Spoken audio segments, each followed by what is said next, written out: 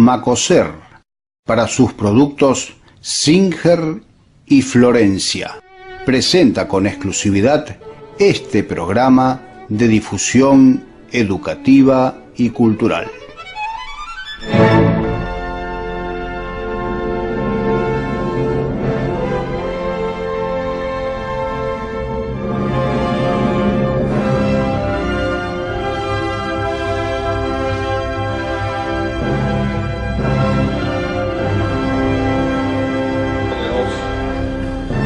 Padre de misericordia que creaste todas las cosas.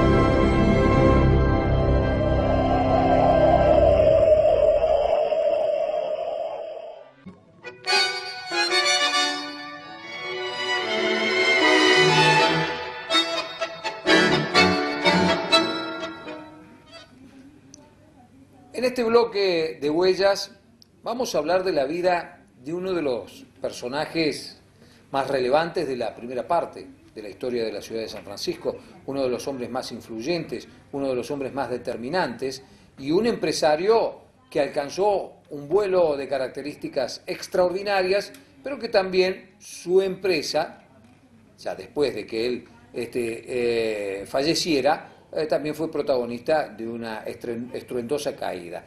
Nos vamos a referir específicamente a la vida de Ricardo Tampieri. Arturo, Ricardo Tampieri, un hombre que vino, un inmigrante, un caso típico de los emprendedores que tiene la ciudad de San Francisco y la región. Claro, Ricardo Tampieri había nacido en Bolonia, en la ciudad de Bolonia, en el año 1878. Y él llegó a la Argentina, como bien decís vos, como inmigrante, en el año 1890. Con la característica de que él no vino con su familia. 12 años. 12 años, sino que él viajó solo. Hizo la travesía él solo. En busca de, obviamente, los mejores horizontes, en razón de que él estaba viviendo en Bolonia en ese momento únicamente con su madre. El padre había dejado la familia. Y ante esta circunstancia él decide embarcarse ante las noticias que había en la época de que se podía llegar a América y, digamos, por lo menos tener trabajo. Entonces él intenta ese cruce y lo hace en principio en carácter de polizón dentro del barco, porque la legislación no permitía el viaje de menores solos. Claro, o sea, no es un hombre de fortuna cuando llega a la Argentina. No, para nada. Nada. Es decir, bien podemos decir, cuando los datos así de historia, ¿no es cierto?, que hay, no detallan el arribo exactamente de Tampieri a la Argentina, pero sí, ese viaje en solitario, con casi un niño. Claro, con el acompañamiento o la venia de alguna manera del capitán del barco, que cuando descubre la presencia de él ya no recala en ningún puerto a bajarlo, sino que decide traerlo hasta acá, y es el que lo hace, digamos, lo acompaña en bajar el barco.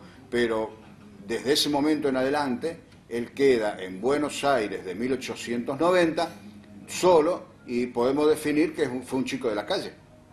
Tranquilamente, claro. Claro, él fue un chico de la calle. Eso es lo que forma, así lo definen gente que lo había conocido, un poco el carácter de él, de ese de fortaleza y de tener que defenderse, incluso con lo físico. O sea, a veces para tener comida o un trabajo, o conseguir una changa o algo, sí, a través de la pelea. Ganarte el respeto en la calle implicaba necesariamente en algún momento trenzarte en una pelea física.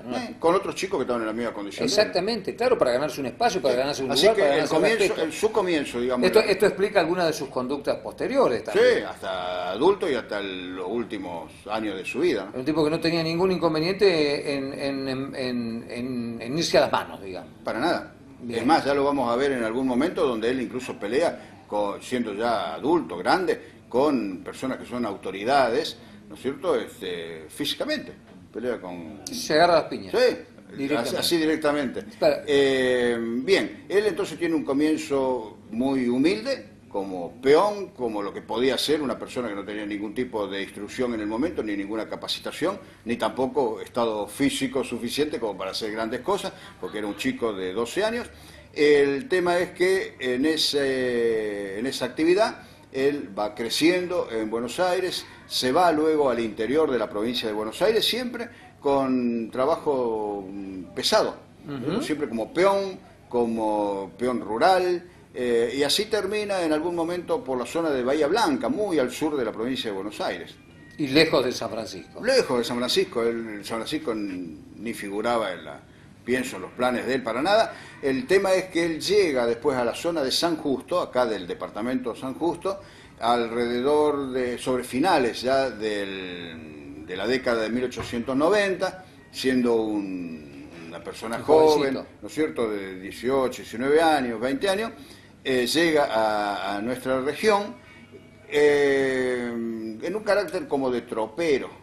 Él viene como pasando desde Bahía Blanca a otros lados, así, y va circulando por el interior de la Argentina, y en esas circunstancias llega al departamento San Justo sobre finales del siglo XIX. Bien, bien. Cuando está entonces en el departamento San Justo, evidentemente algo le tuvo que haber llamado la atención en San Francisco.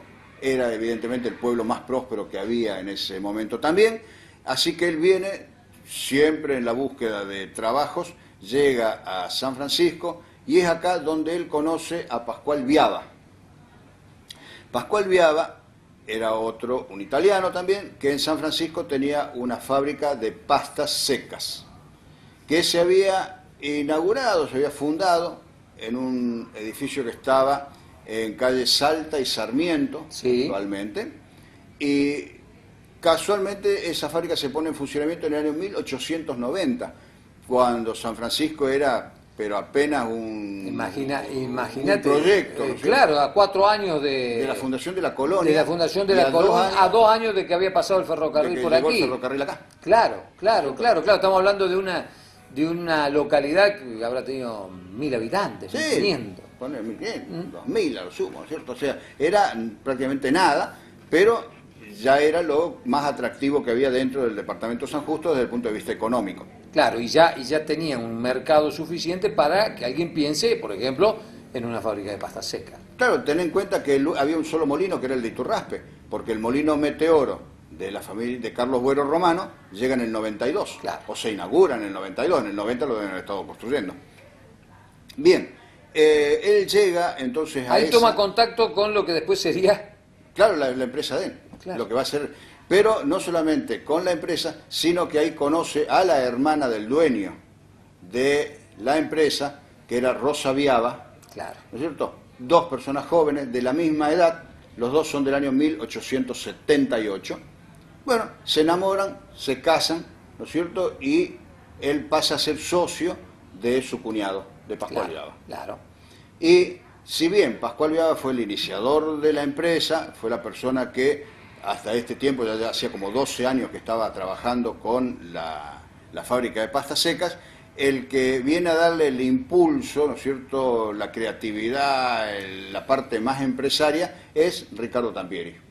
Claro, él es el que le da, el que genera el salto cualitativo. Claro. Entonces, a partir de esos pocos años, ya siendo, digamos, el esposo de Rosa Viava, con ella misma también trabajando en la empresa, porque era una empresa familiar y un poco más, con algunos empleados, ya se compra entonces el predio que está en la actual 9 de Julio e Irigoyen, ¿no es cierto?, entre Libertad y Echeverría, y ahí comienzan, planta por planta, a erigir lo que fue después la fábrica Viava, Tampieri y compañía. Claro. Y ahí ya alcanza un muy buen desarrollo, en principio porque el producto era bueno, ¿no es cierto? Había una visión de que poder trabajar con una industria que era muy importante y grande para la época, y con una especie de sociedad con el molino ya Meteoro, para la provisión de le trigo, proveía y también le proveía la el harina, molino digamos. de Iturraspe, que también le proveía la harina. Claro, claro, se complementaban, entonces Claro. había ahí una mirada de no vender el trigo simplemente sacado del campo, sino de procesarlo, De procesarlo. y agregarle valor, Claro, ¿no y es él, cierto? y Tampieri hace, para asegurarse la provisión, ¿no es cierto?, hace contratos y convenios con los dos molinos, Claro. que fueron los que lo abastecieron hasta el final de los días. Después ya, ¿no es cierto?, que es un punto al que no vamos a llegar acá, porque vamos a hablar únicamente de la vida de Tampieri y de Doña Rosa. Y la fábrica en un momento tiene una trascendencia nacional, los Tampieri ahí comienza son un conocidos. desarrollo, claro, comienza un desarrollo muy grande, hasta que alrededor del año 1920, ya Pascual Viaba, una persona mayor, bastante mayor que él, Ricardo Tampieri, decide radicarse en Rosario, deja San Francisco y pasa su parte a Ricardo Tampieri. Claro. Entonces, a partir de ahí pasa a llamarse Tampieri y Compañía. Claro, claro. Entonces, de ahí en adelante él sigue solo, pero ya para esa época ya tenía dos hijos, Raúl y Ricardo, que eran bastante grandes, y típico de la época, a los dos hijos varones él los pone a trabajar con él. El que fundamentalmente queda más con la fábrica, trabajando en la fábrica, fuera Ricardo, que lo conocía la gente como Ricardito, era Claro. Ricardo hijo, que se llamaba Ricardo Pascual, En honor a tomando el nombre del tío, sería, o el cuñado. una de las expresiones del poderío económico que alcanzó Tampieri, sin duda, es el palacio, que era su casa. Claro, pero eso viene bastante después, Bien. en los años 30. A todo esto, antes todavía, bueno, él tenía ya los dos hijos, Ricardo y Raúl, y también tiene a tres hijas. Una de ellas, la menor de todas, es la Milka, que es la que todos indican como que era la preferida, su hija preferida, la menor, la hija menor. ¿Y qué tiene que ver con el barrio La Milka? Bueno, todo, porque Tampieri después, ¿no es cierto?, no se queda solamente con el tema de la producción de pastas, ¿no es cierto?, que eran las pastas secas, sino que también en todo lo que ahora es barrio La Milka, todo lo que es barrio La Milka, desde aproximadamente la calle Irigoyen hasta el Interprovincial, y desde 9 de septiembre hasta Antártida, Argentina, todo eso era un solo lote, un solo terreno, donde él instala ahí la granja La Milka. Una granja. Una granja, y le pone el nombre de su hija. Claro. Le pone el nombre de su hija, que es La Milka. En esa granja, ahí vos tenías un gran abastecimiento de frutas, verduras y flores para abastecer el pueblo de San Francisco. Claro. Y Frutas, también verduras y flores. Sí, y la crianza de gallinas y conejos. O sea, proveía Huevos, claro. huevos, carne de Y pollo carne de y carne de conejos, y además de la gran producción de huevos que había, venían a la fábrica de pasta, para las pastas con huevos. O sea, Claro. no se usaba en esa época el colorante, Claro. ¿no es cierto? Se Se usaba usaban huevo. productos naturales. Entonces ahí se producían fruta, verdura, flores, que las empresas fúnebres y las florerías de San Francisco se abastecían en La Milka, además de que había otra florería muy grande en el mismo sector, que se llamaba el Jardín de las Rosas, que era de una familia Fagioli, que era todavía anterior a lo que fue La Milka. Eso estaba enfrente de la estación de trenes del ferrocarril Belgrano actual, en aquella época el ferrocarril francés. Pero todo aquel sector era de granjas, porque incluso en frontera estaba la cooperativa de granjeros, Claro. que los quinteros. Lo que pasa es que eran zonas a priori bajas, entonces con mucha humedad y con Y toda eran la... claro, y Claro. tenían buena agua. Claro. El tema del agua cambió después, la calidad del agua cambió muchos años después, pero no viene al caso ahora. El tema era que desde ahí se abastecía prácticamente a San Francisco, por lo que vimos en otras oportunidades, los problemas de transporte de aquella época. Y Encarecían los encarecía, y tampoco era posible trasladar, no había tanto transporte frigorífico en el interior del país. Y no. El transporte frigorífico era para exportación. Entonces, traer carnes de pollo, de conejo, verduras, fruta y esas cuestiones en buen estado de conservación era muy difícil, por eso acá se trabajaba con granjas locales, acá y en otras localidades también. Un visionario en todos los sentidos, sin duda. Claro, y Tampieri. después con el tiempo él empieza a producir en la granja también manteca, la manteca La Milka. Claro. Y hay catálogos de qué hacer con todos los productos que se producían en La Milka. En un momento dado hasta promueven desde la Milka la forestación con árboles, ¿no es cierto?, la forestación regional, claro, no solamente con árboles frutales o plantas. Bueno, claro, porque eso generan ellos los plantíos. Claro, cuando después, incluso la granja La Milka tenía un chalet, que ahora quedan los restos nada más del chalet, que la familia Tampieri, cuando no viajaba a Europa, que hacían viajes muy largos que duraban a veces un año, año y medio viajando por el exterior, cuando eran los veranos y ya sus hijos eran grandes, iban a hacer una especie de casa quinta. Era como casa quinta, era La Milka. Ellos dejaban el palacio e iban a pasar su tiempo de verano en la granja. Es más, la Milka Tampieri, que estaba casada con un señor de apellido Bucaglia, vivía en Buenos Aires. El señor Bucaglia era una persona administrativa de la empresa en Buenos Aires. Y la Milka venía con los hijos a pasar el verano en San Francisco. Claro, claro. Arturo. Bueno, eso es uno de los temas. Pero acá tenemos el tema del desarrollo de la empresa, que alcanza un nivel muy alto, con un momento en el que tenía alrededor de 600 personas trabajando para la empresa en distintos turnos. Hablar de trabajadores, hablar de empresa, pero también hablar de conflicto. En el año 29 hay lo que se conoce como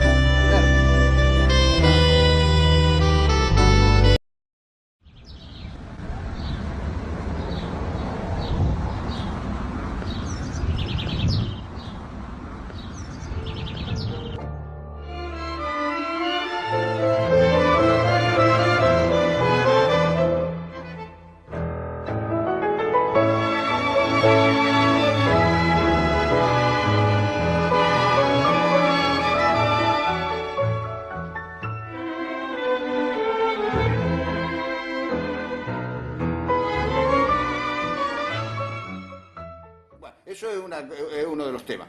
Pero acá tenemos el tema del desarrollo de la empresa, que alcanza un nivel muy alto, con un momento en el que tenía alrededor de 600 personas trabajando para la empresa en distintos turnos.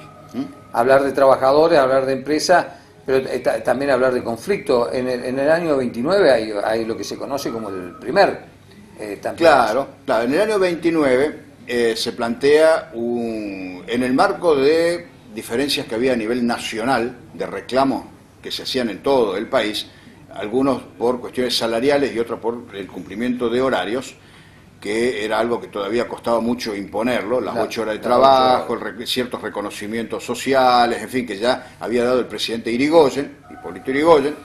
Bueno, entonces viene que en el caso de San Francisco se plantean conflictos en distintas empresas, no solamente en Tampieri. El conflicto en realidad empieza en la empresa que todavía existe actualmente, que es la fábrica Miretti. Sí, señor. Ahí comienza un diferendo muy importante por estas mismas cuestiones de horarios y cuestiones salariales. Entonces, a partir de ese diferendo en esta empresa, viene un dirigente del comunismo cordobés, que era Jesús Manzanelli, y viene acompañado con un segundo que trabajaba con él, que era de apellido Maruenda. Vienen a organizar a los obreros de San Francisco para hacer el reclamo. Ahí ya se plantea entonces el conflicto en la fábrica de Tampieri, en el Molino Meteoro, y surge a la vez un sindicato de oficios varios, que se llama, donde diversas personas con oficios, con distintos trabajos, incluyendo los ladrilleros, los sastres, todo, comienzan a organizarse sindicalmente. Claro. Y se hace un conflicto muy grande que empieza en el mes de agosto y termina trágicamente en el mes de noviembre. Claro, con una fuerte represión. No vamos a ahondar allí, pero con una fuerte represión, con varios muertos y todo lo demás. Lo hemos hablado cuando abordamos el tema de la huelga. Claro, y ahí termina 29. También con ese conflicto, ¿no es cierto? O sea, con ese enfrentamiento duro entre huelguistas que también estaban armados y policías que estaban armados, que eran del escuadrón de seguridad que venía enviado desde Córdoba. Se hace ese enfrentamiento. Cuando pasa el enfrentamiento ya los conflictos se van arreglando. Lo que pasa que queda como un signo sobre la empresa Tampieri, porque es la última en arreglar. Ya había arreglado Miretti mucho tiempo antes, había arreglado el Molino Meteoro, todos habían ido solucionando los temas, pero esa dureza que decíamos antes de Tampieri hace que el conflicto dure más tiempo en Tampieri. Volvamos a la personalidad, a la persona de Ricardo Tampieri. Recibió títulos honoríficos a pesar de ser un hombre que no tenía estudios, por supuesto. No, él no tenía estudios, sin embargo, él estaba rodeado por gente muy capaz que transmitía las ideas de él y las escribía. Uno era un señor de apellido Sandretto, el otro era Italo Batelli. Claro. Que Italo Batelli es una persona sobre la que nosotros hemos hablado, que era un italiano, que había residido en Arroyito, residido en Bruselas, estuvo acá, estaba en el Dopo Lavoro, que también estuvo en el Dopo Lavoro. Italo Batelli era el fascismo italiano. Era el fascismo italiano. Italo Batelli era otro de los que escribía las cosas que él transmitía, incluso las cartas de él en italiano, ¿no es cierto?, cuando se comunicaba con alguien ahí. Y entonces, en mérito a ese progreso que él había conseguido, personal, y también el progreso que dio a la ciudad, porque hay que tener en cuenta que fue la más grande fuente de trabajo que hubo en toda la región durante muchísimos años, ¿no es cierto? Durante las primeras décadas. Claro, y eso impulsó, ya había en esa época también una tercerización del trabajo, así que mucha gente que no trabajaba en la empresa trabajaba para la empresa. Así que el gobierno de Italia en algunas oportunidades le hizo reconocimientos y a nivel nacional también le hicieron reconocimientos a Tampieri, estando él en vida.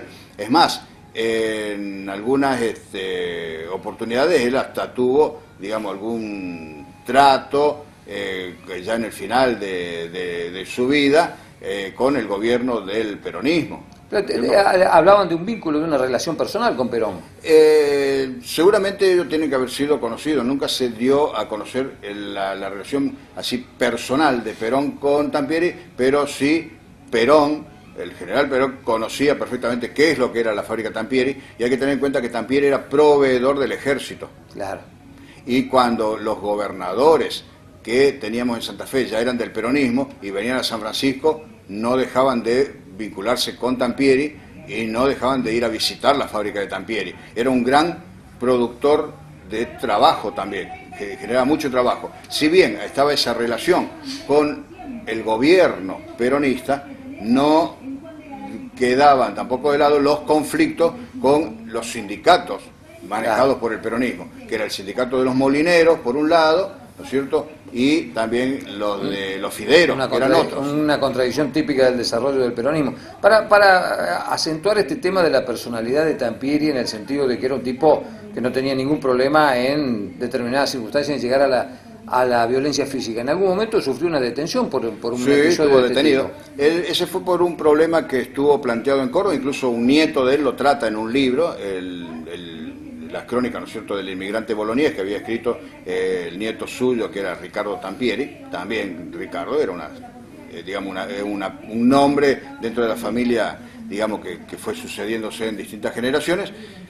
Lo relata, donde Tampieri había considerado en una fiesta de gala en Córdoba que había dado las autoridades del consulado italiano, él consideró como que una persona del consulado, un hombre, había faltado el respeto a una mujer en esa fiesta, y él fue y lo trompeó. Entonces esto, por supuesto, derivó en una denuncia y en una breve detención, pero también en una oportunidad Tampieri había estado detenido en la comisaría aquí de San Francisco por cuestiones impositivas. Y bueno, ahí se organiza, ¿no es cierto?, con parte grande del personal y de los sindicatos que lo criticaban en otro momento, como que fueron a reclamar la liberación de Tampieri. Claro, porque era un ida y vuelta.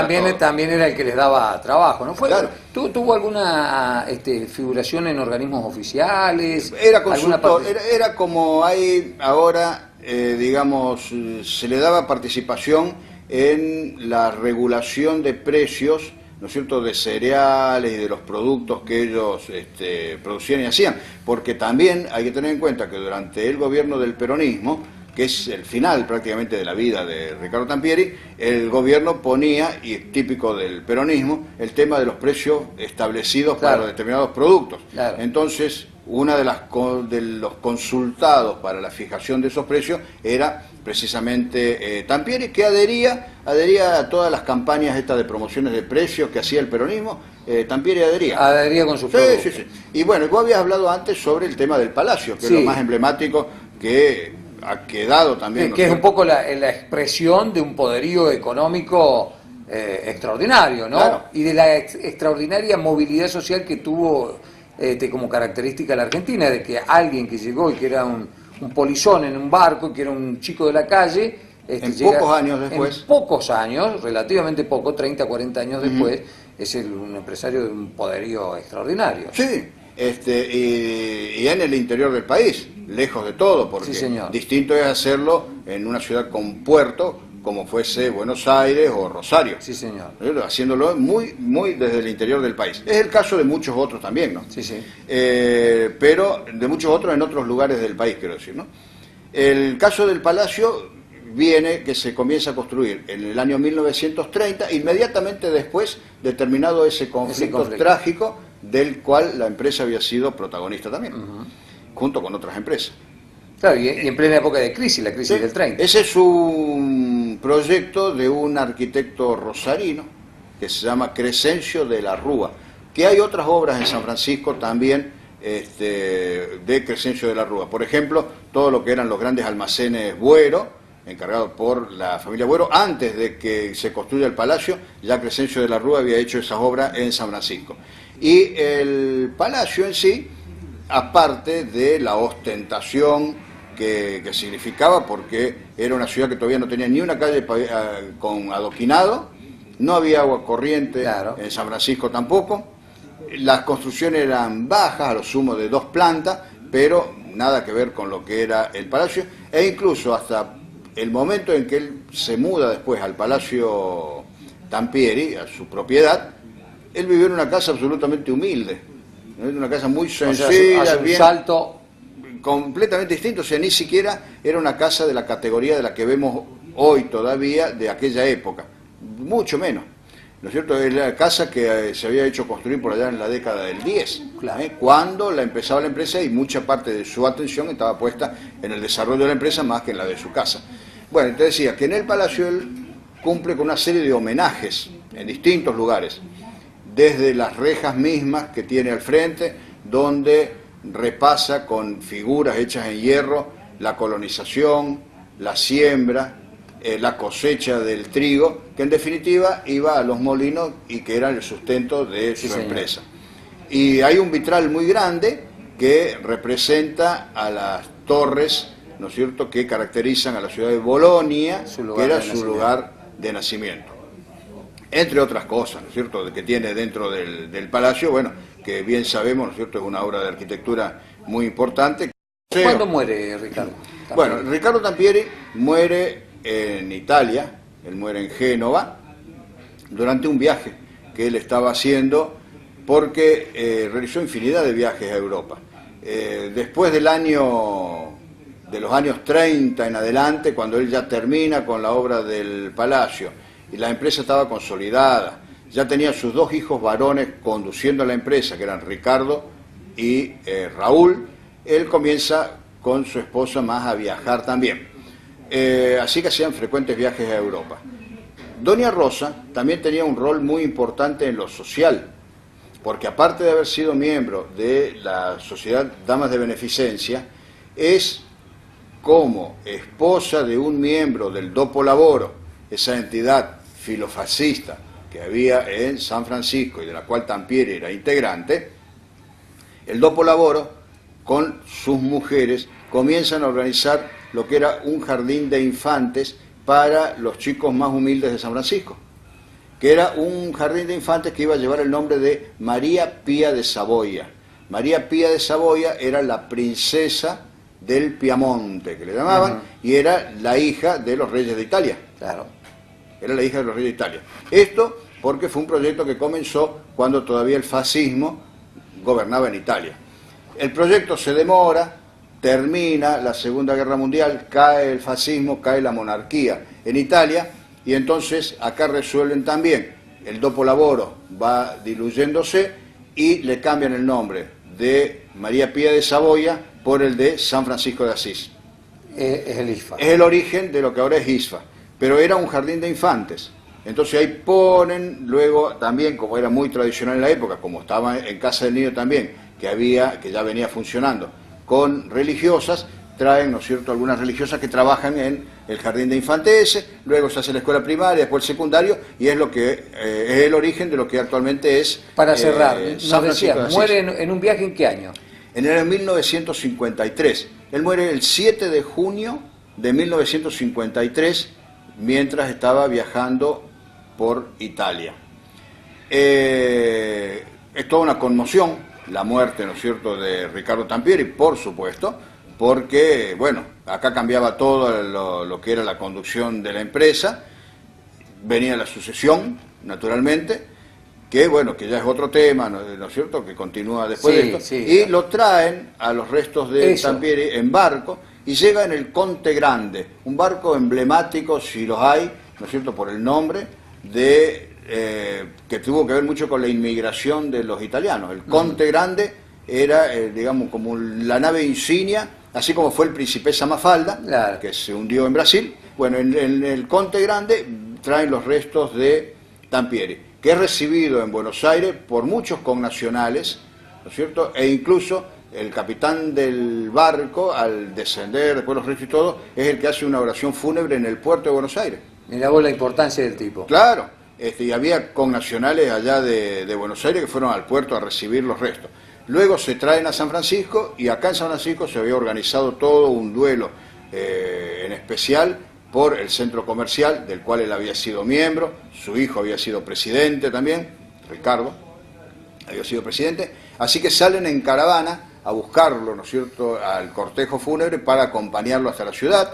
En el día del sepelio, el velatorio se hace en el palacio. Claro. Y bueno, en el momento del sepelio hay un cierre del comercio en toda esa mañana, adhieren los comerciantes minoristas, o sea, la ciudad prácticamente económicamente activa adhiere completamente al duelo que provoca la muerte de esta persona, como presumiendo también o presintiendo a ver qué va a venir ahora con la empresa, que no dura más de 20 años después en poder de la empresa Tampieri, pero ya con muchas dificultades. Entonces se lo sepulta en el cementerio local, pero no en el panteón donde está inhumado, sino que eso se construye con posterioridad. Eso se construye con posterioridad. La gran duda era que Tampieri no había previsto nunca el tema de su muerte. Entonces no había panteón suyo Claro. en el cementerio. La incógnita de muchos es saber qué hubiese construido él como para tener como última morada en el cementerio, porque lo que se construyó es importante, pero respeta mucho el estilo bien de la época, con mucho mármol blanco, en fin, pero ya es una cosa importante, pero con un cierto rasgo de austeridad. Se ve que don Ricardo no pensaba en la muerte o en su Él muerte, muere, no le daba él muere a importancia. los 75 años. Claro. 75 años tenía. Y te digo, él murió en junio. En agosto se hizo el sepelio, y en el mes de septiembre, a los 75 años también, murió doña Rosa Viaba. O sea que en ese pocos meses fallecen los dos jefes de la familia. Claro. ¿No es cierto? Y dos personalidades muy fuertes dentro de la familia. Así que a partir de ahí, la sucesión es la que toma en marcha la empresa, quedando prácticamente a cargo de Ricardo, porque Raúl también trabajaba para la empresa, pero en Buenos Aires, Milka también estaba en Buenos Aires, ¿no es cierto? O sea que, de alguna manera, bueno, ese es el final de Tampieri. Y ahí comienza... De don Ricardo Tampieri comienza una nueva nueva historia que ya la abordaremos en algún momento, ¿no?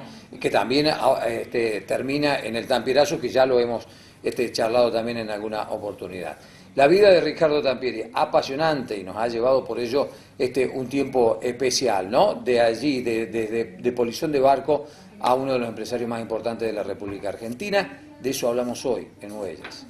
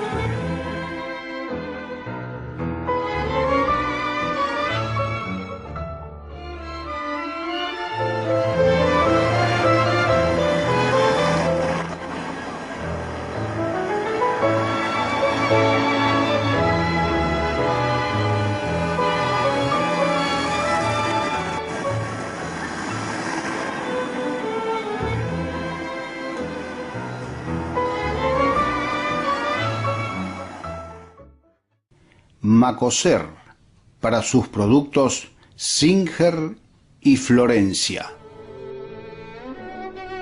Presentó con exclusividad este programa de difusión educativa y cultural.